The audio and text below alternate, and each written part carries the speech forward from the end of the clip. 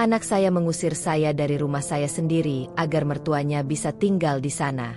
Aku masih ingat hari ketika aku membangun rumah itu. Setiap batu, setiap dinding, setiap sentimeter tanahnya adalah hasil kerja kerasku selama bertahun-tahun menjahit pakaian orang. Aku, Siti Marlina, seorang janda sejak 15 tahun lalu, membesarkan anakku, Raffi, dengan keringat dan air mata. Raffi adalah segalanya bagiku. Sejak kecil, aku berjanji bahwa aku akan memberikan dia kehidupan yang tak pernah aku punya. Aku menolak menikah lagi agar bisa fokus padanya. Semua yang kupunya, kuperjuangkan untuk masa depannya. Namun siapa sangka, anak yang dulu memelukku sambil berkata, "Mama, nanti Raffi yang jaga Mama," kini menjadi orang yang menatapku dingin dan berkata, "Ma, rumah ini sekarang bukan tempat Mama lagi." Aku terdiam. Aku pikir aku salah dengar. Tapi tidak. Tatapan matanya begitu jelas, tanpa rasa bersalah sedikit pun. Di belakangnya, istrinya, Nadia, hanya tersenyum tipis sambil memeluk perutnya yang mulai membesar. "Kenapa kamu bicara begitu, Raffi?" tanyaku pelan. Dia menghela napas, seolah aku sedang membuat masalah besar. "Ma, Nadia sedang hamil. Orang tuanya dari luar kota mau tinggal di sini untuk sementara. Rumah ini lebih cocok buat mereka. Mama bisa tinggal di rumah kontrakan dulu, kan?" Aku merasa dunia berhenti berputar. Rumah kontrakan? Untukku? Di usia seperti ini? Aku menatap wajah anakku, mencari sedikit saja rasa kasih yang dulu pernah ada. Tapi yang kutemukan hanyalah rasa malu dan ketidakpedulian. Seolah kehadiranku hanya mengganggu rencana hidupnya. Malam itu aku tidak bisa tidur. Aku duduk di teras rumah sambil menatap langit, berpikir, sejak kapan kasih sayang seorang ibu bisa dibayar dengan pengkhianatan seperti ini?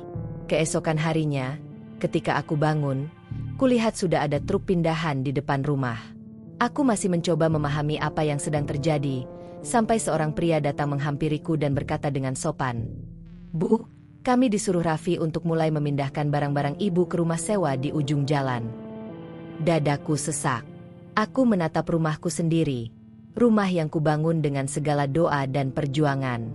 Dindingnya, jendelanya, bahkan aroma kayunya menyimpan cerita hidupku bersama Raffi. Dan sekarang, semuanya terasa asing. Aku mencoba bicara lagi pada anakku, tapi Nadia selalu ikut campur. "Bu, jangan buat suasana tegang. Kami cuma ingin yang terbaik. Lagi pula, Mama kan sudah tua, butuh tempat yang tenang." Kata-kata itu membuat darahku mendidih. Tempat yang tenang? Maksudmu tempat jauh dari anakku sendiri? Aku menatapnya tajam. Tapi Nadia hanya tersenyum dingin, memegang tangan Raffi sambil berkata manja, "Sayang, tolong jelaskan ke Mama." Raffi menarik napas panjang, lalu menunduk. "Ma, ini cuma sementara. Setelah semuanya tenang, Mama bisa kembali." Tapi aku tahu itu bohong. Dari cara Nadia menatapku, aku tahu, aku tidak akan pernah diizinkan kembali. Hari berikutnya, aku benar-benar pergi. Mereka tidak menemaniku. Tidak ada pelukan. Tidak ada air mata. Hanya tatapan datar Raffi saat aku membawa koper tuaku keluar dari rumah. Di jalan, aku sempat menoleh ke belakang. Kulihat pintu rumahku ditutup perlahan, seolah menutup babak hidupku yang paling menyakitkan. Aku tinggal di kontrakan kecil di pinggiran kota. Setiap malam aku menangis. Aku tidak menangis karena kehilangan rumah, tapi karena kehilangan anak yang dulu kusebut segala-galanya. Beberapa minggu berlalu, dan kabar datang dari tetangga.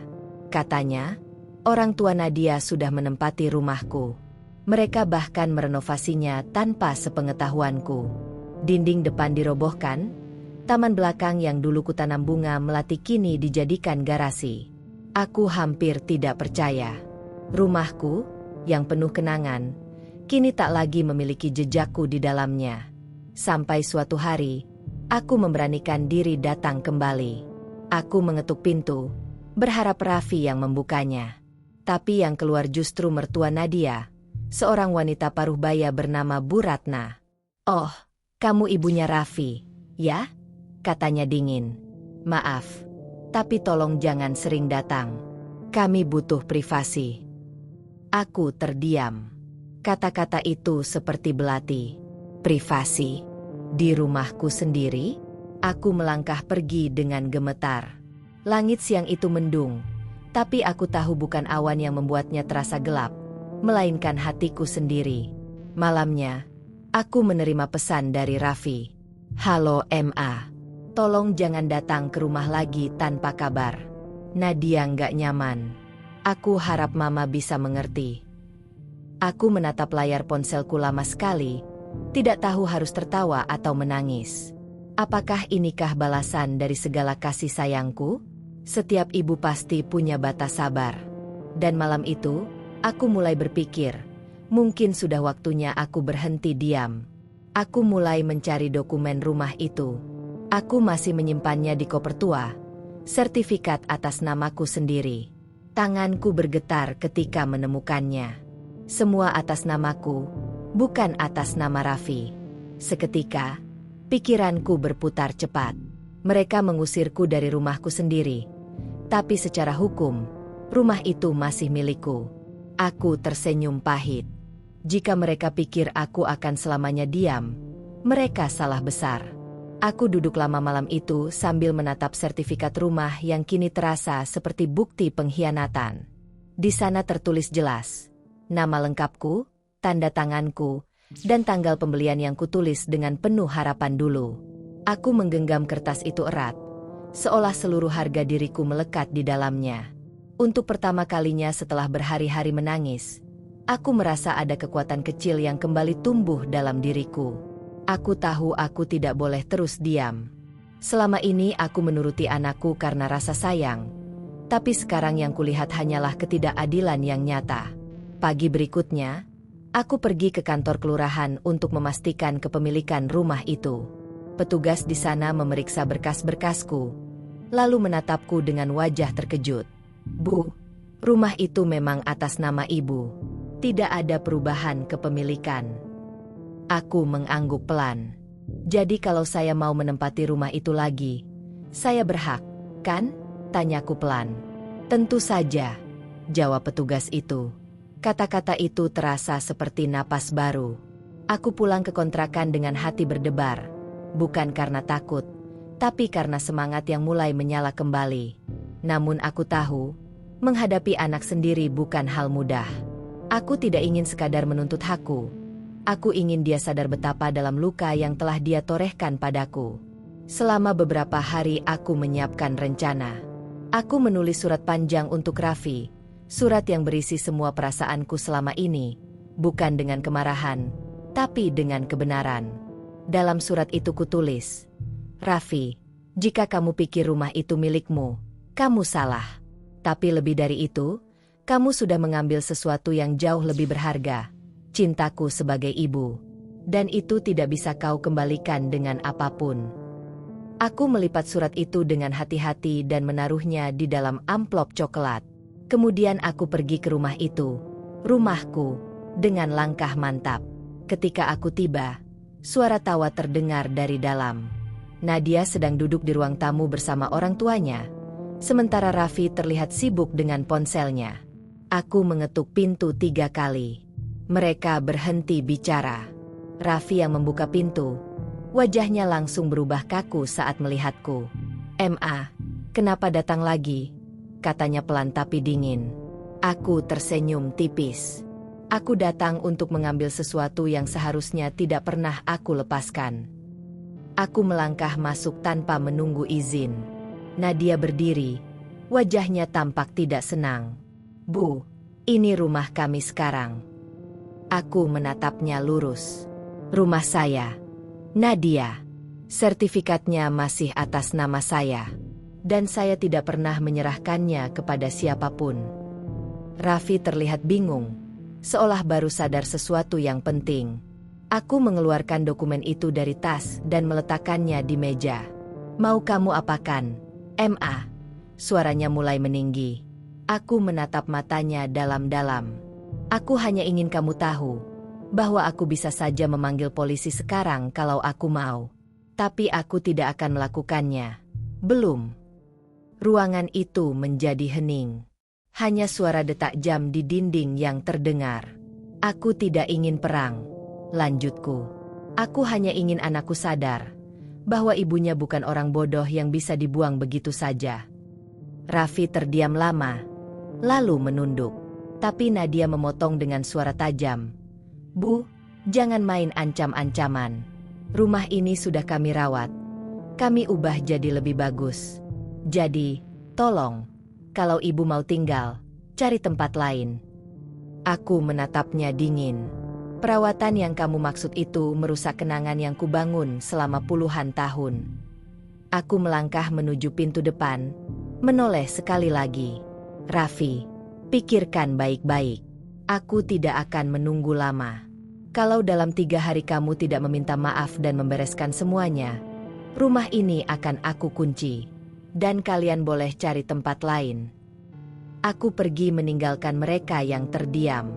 Untuk pertama kalinya dalam hidupku, aku merasa memegang kendali atas sesuatu yang selama ini kurasa hilang. Namun malam itu, aku tak bisa tidur. Ada suara hati kecil yang masih berbisik. Aku ini seorang ibu. Bagaimanapun, hatiku tidak bisa sepenuhnya keras pada anakku sendiri. Tapi waktu berlalu, 3 hari kemudian tak ada kabar dari mereka. Tak ada pesan, tak ada permintaan maaf. Bahkan sekadar sapaan pun tidak. Sampai akhirnya hari keempat, aku melihat berita mengejutkan. Seorang tetangga mengirim foto. Pagar rumahku kini dipasang papan bertuliskan, dijual cepat. Aku hampir menjatuhkan ponselku. Menjual rumahku tanpa seizinku? Amarahku meluap. Aku langsung berangkat ke sana, menahan gemetar dan air mata. Ketika tiba, kulihat Raffi sedang berbicara dengan seorang calon pembeli. Tanpa pikir panjang, aku berteriak, "Berhenti! Rumah ini tidak dijual." Semua mata menoleh padaku. Raffi terpaku, calon pembeli kebingungan, dan Nadia berusaha menenangkan situasi. "Ma, jangan bikin malu," teriak Raffi. Aku menatapnya tajam. "Kamu yang membuat malu dirimu sendiri.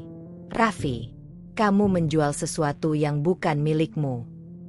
Calon pembeli itu menatap kami canggung, lalu berkata, "Maaf, saya tidak mau terlibat urusan keluarga. Saya pergi saja."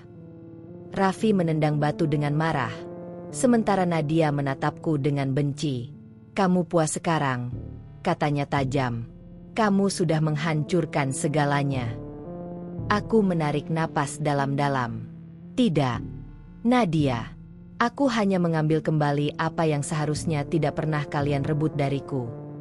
Hari itu menjadi titik balik. Aku mengganti kunci rumah dan mengunci semuanya dengan bantuan tetangga. Semua dokumenku simpan di tempat aman.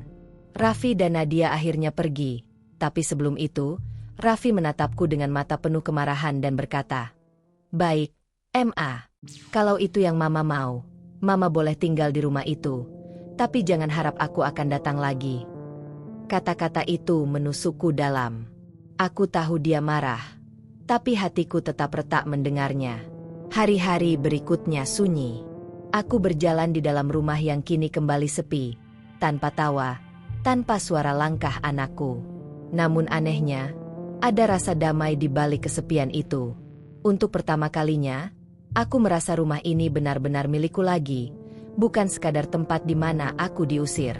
Setiap sudut rumah kini menjadi saksi betapa cinta seorang ibu bisa berubah menjadi luka dan kekuatan.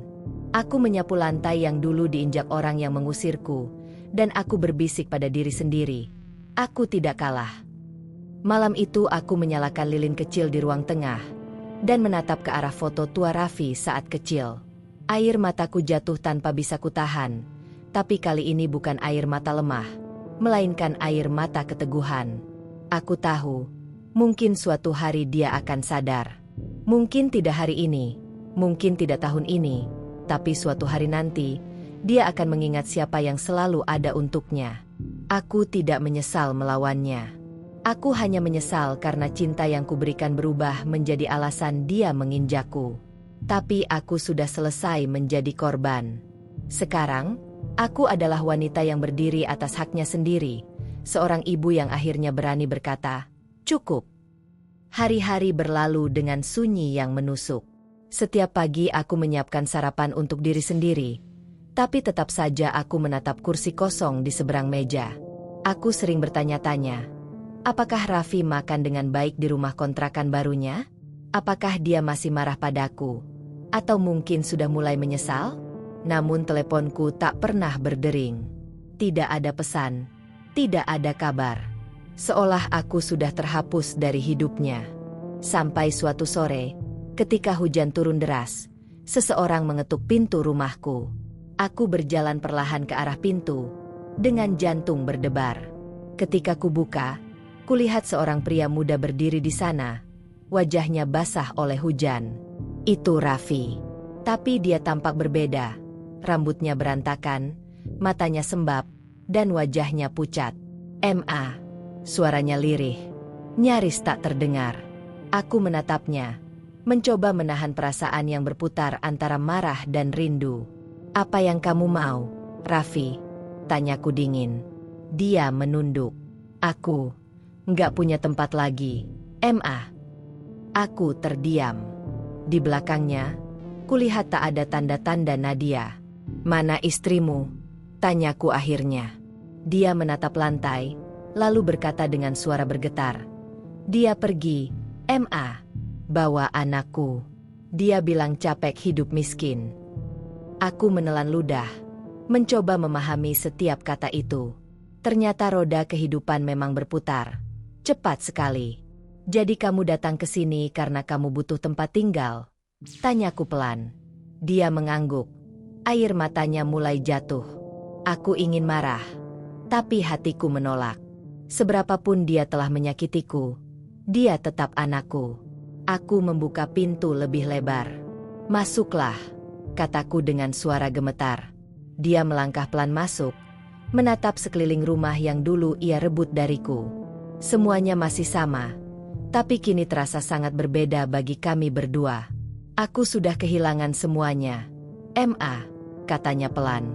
"Uang, pekerjaan, istri, semua pergi." Aku duduk di kursi, menatapnya dengan campuran sedih dan iba. "Aku hanya ingin minta maaf," lanjutnya. "Aku bodoh, Ma. Aku buta karena cinta." Kata-kata itu akhirnya keluar. Kata-kata yang selama ini aku tunggu tapi tak pernah kudengar. Hatiku seperti diiris, tapi juga terasa lega. Aku berjalan mendekatinya, memegang bahunya perlahan.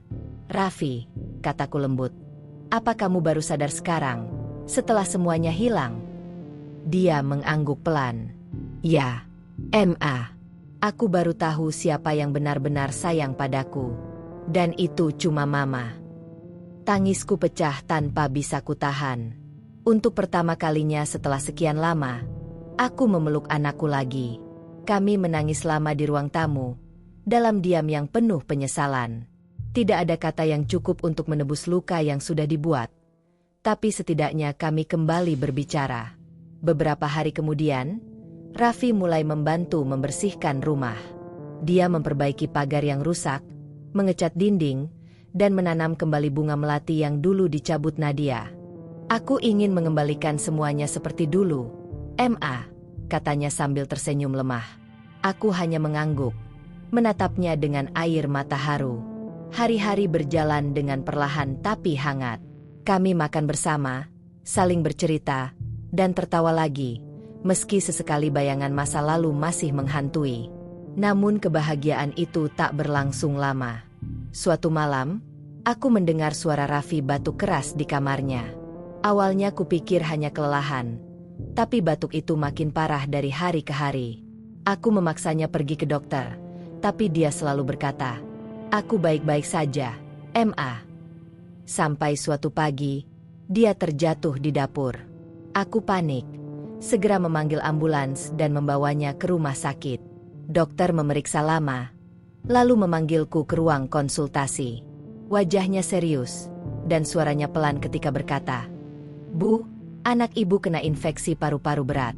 Dia harus dirawat intensif." Dunia terasa runtuh lagi.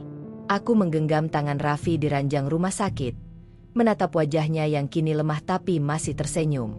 "Ma, jangan nangis," katanya pelan. "Aku udah cukup lega bisa di sini sama mama lagi." Air mataku mengalir deras. Setiap hari aku menemaninya, membaca doa di samping tempat tidurnya, dan berharap mukjizat datang. Tapi tubuhnya makin lemah.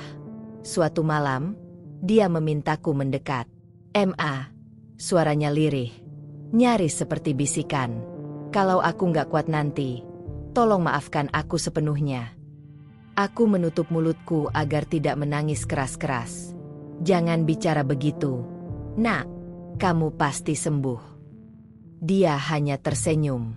"Kalau aku pergi, Ma, tolong rawat anakku nanti, ya. Jangan biarkan dia tumbuh seperti aku." Aku mengangguk dengan tangan gemetar.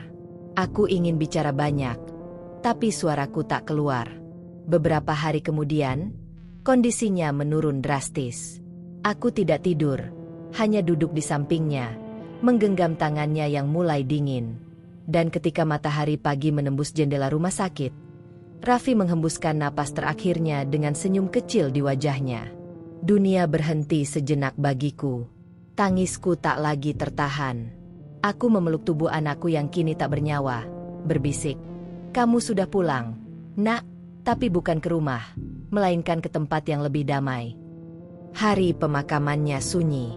Hanya beberapa tetangga dan perawat rumah sakit yang hadir. Aku berdiri di tepi liang lahat, menatap tanah yang menutup tubuh anakku satu-satunya. Semua perjuanganku, semua rasa sakitku, kini berpadu menjadi satu, kehilangan. Namun di tengah kesedihan itu, aku berjanji pada diriku sendiri. Aku tidak akan tenggelam dalam penyesalan lagi. Aku akan menjaga cucuku, seperti aku dulu menjaga ayahnya. Karena dari semua luka ini, hanya cinta yang tersisa. Beberapa bulan kemudian, aku berhasil menemukan Nadia. Dia hidup sederhana di kota kecil, bersama bayi mungil yang ternyata cucuku sendiri. Ketika dia melihatku, wajahnya tegang. "Aku nggak pantas bertemu ibu," katanya pelan. Aku menatap bayi di pelukannya dan berkata, "Bayi itu pantas punya nenek yang mencintainya. Biarkan aku mengenalnya." Air mata Nadia jatuh tanpa suara. Dia menyerahkan bayi itu ke pelukanku, dan saat itu aku tahu, Tuhan masih memberiku alasan untuk hidup. Aku menatap wajah kecil itu dan berbisik, "Namamu akan kuubah jadi Harvey, gabungan dari nama ayahmu, Raffi, supaya aku selalu mengingatnya." Sejak hari itu, hidupku berubah lagi. Rumah ini yang dulu penuh air mata kini menjadi rumah tawa kecil dan suara bayi. Kadang aku menatap langit malam dan berkata dalam hati, "Raffi, lihatlah, ibumu tidak sendiri lagi. Aku akan menjaga bagian kecil darimu selamanya." Dan di antara setiap napas, setiap senyuman kecil cucuku, aku tahu, luka ini mungkin tidak akan sembuh sepenuhnya, tapi cinta seorang ibu, dan kini seorang nenek, akan selalu menjadi kekuatan yang tak akan pernah padam. Beberapa tahun telah berlalu sejak kepergian Raffi. Rumah itu kini tak lagi menyimpan air mata, tapi kenangan. Setiap dindingnya seolah berbisik nama anakku. Namun suatu malam, sesuatu terjadi. Aku menemukan sebuah surat lama terselip di balik bingkai foto Raffi. Tulisan tangannya gemetar. Tinta sudah mulai pudar. Dalam surat itu ia menulis, "Ma, kalau suatu hari Mama menemukan ini, artinya aku sudah pergi.